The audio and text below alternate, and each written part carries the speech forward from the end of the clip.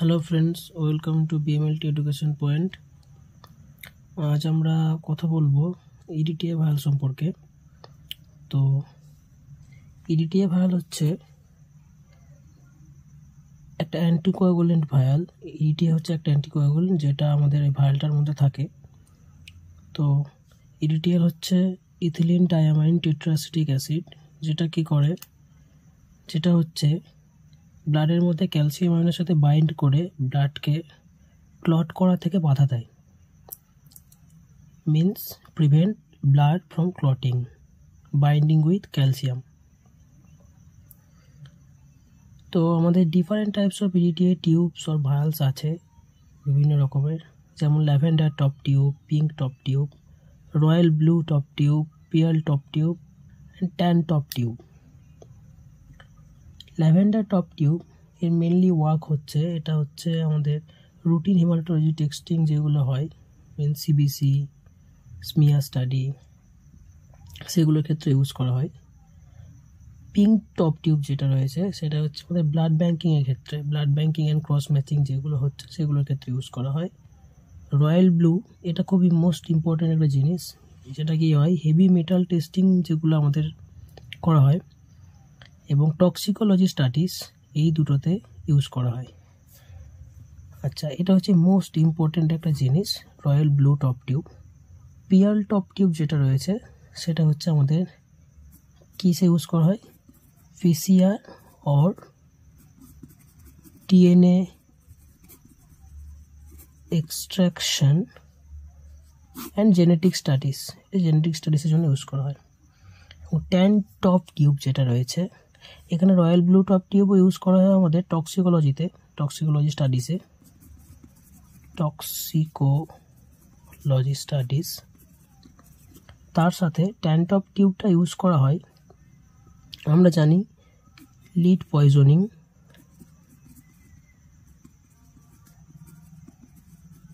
এই যে lead পয়জনিংকে detect করার জন্য ট্যান টপ টিউবটা আমাদের ইউজ করা হয়।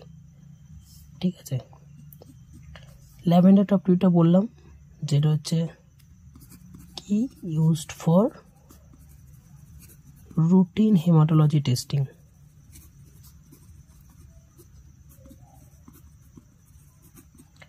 পিঙ্ক টপ টিউব বললাম ব্লাড ব্যাঙ্কিং, এবং ব্লাড ব্যাঙ্কিংয়ের মধ্যে ক্রস ম্যাচিং পড়ছে, তাও লিখে দিচ্ছি ক্রস ম্যাচিং।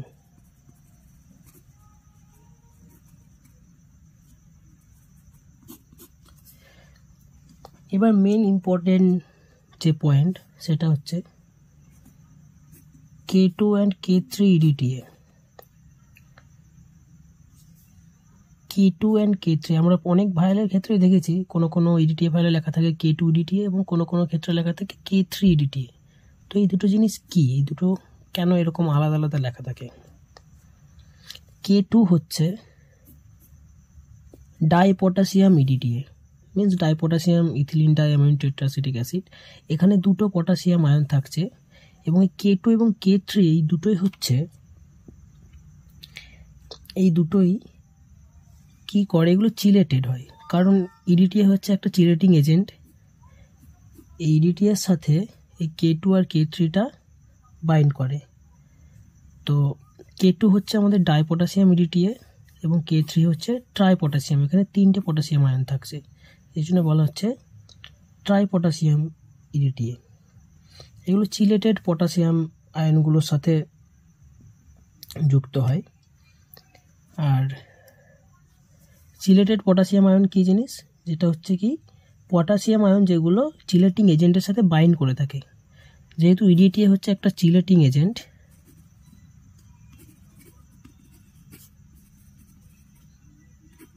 এই চিলেটিং এজেন্ট ইডিটিএর সাথে পটাশিয়াম আয়নটা বাইন্ড করে, সেই জন্য বলা হয় চিলেটেড পটাশিয়াম।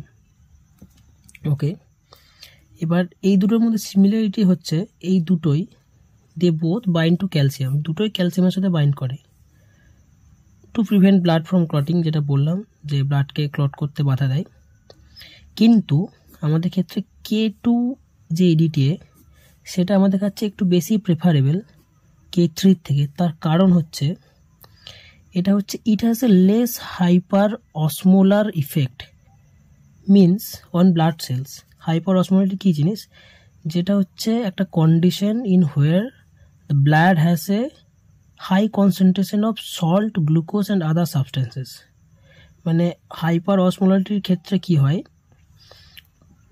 ব্লাডের মধ্যে সল্ট মিনস যেটা আমাদের সোডিয়াম থাকছে, গ্লুকোজ এবং আদার যে সমস্ত সাবস্টেন্সগুলো রয়েছে সেগুলোর কনসেন্ট্রেশন অনেকটা হাই হয়ে যায়। তো K2 এর ক্ষেত্রে কি বলা হচ্ছে যে it has a less hyper osmolar effect. যেহেতু K2 এর ক্ষেত্রে লেস হাইপার অসমোলার ইফেক্ট আছে, তাই K2টা হচ্ছে বেশি প্রেফারেবল K3 তুলনায়। যদি হাইপার অসমোলারিটি যদি বেশি থাকতো তাহলে সল্ট, গ্লুকোজ এবং আদার সাবস্টেন্সেসে যদি কনসেন্ট্রেশন হাই হয়ে যায় তখন আমাদের ক্ষেত্রে রিপোর্ট ডেলিভারিতে ভুল হতে পারে, রুটিন হিমাটোলজি টেস্টিংয়ের ক্ষেত্রে বা যে কোনো কিছুর ক্ষেত্রেই। তো সেই কারণের জন্যই K2টা হচ্ছে মোর প্রেফারেবল, বাট আমরা K3ও ইউজ করি। K3 ক্ষেত্রে আমাদের K3টা হচ্ছে লিকুইড ফর্মে থাকে, K2টা আমাদের ড্রাই করে দেওয়া হয়, পাউডার ফর্মে রাখা হয়। ঠিক আছে, অ্যান্ড এই দুটো আমাদের খুব ভালোভাবে মনে রাখতে হবে, K2 অ্যান্ড K3 EDTA কী জিনিস এবং কেন ইউজ করা হচ্ছে, এবং এই দুটোর মধ্যে ডিফারেন্স কী, এটা খুবই ইম্পর্ট্যান্ট একটা জিনিস। এটা আমাদের সবার, যারা DMLT বলুন, BMLT বলুন, যে কোনো ক্ষেত্রে আমাদের এটা খুব জানা দরকার। এবার আমার কাছে K3টাই আছে, K2টা অ্যাভেলেবেল নেই। এটা হচ্ছে K3 EDTA। K3 EDTA ভালো করে ভিডিওর দিকে লক্ষ্য করলে বুঝতে পারবে যে K3 EDTA এখানে লিকুইড ফর্মে পুরো টিউবটার গায়ে গায়ে দেওয়া আছে। ঠিক আছে, তো ভিডিওটা কেমন লাগলো জানিও, এবং নেক্সট ভিডিওর জন্য এবং এরকম আরও ইনফরমেটিভ ভিডিওর জন্য আমার BMLT এডুকেশন পয়েন্ট চ্যানেলটাকে ফলো করো এবং সাবস্ক্রাইব করো। আপাতত আমি এখন ফেসবুকে আছি, ইউটিউবে যখন দেবো অবশ্যই তোমরা সবাই সাবস্ক্রাইব করে নিও। Thank you.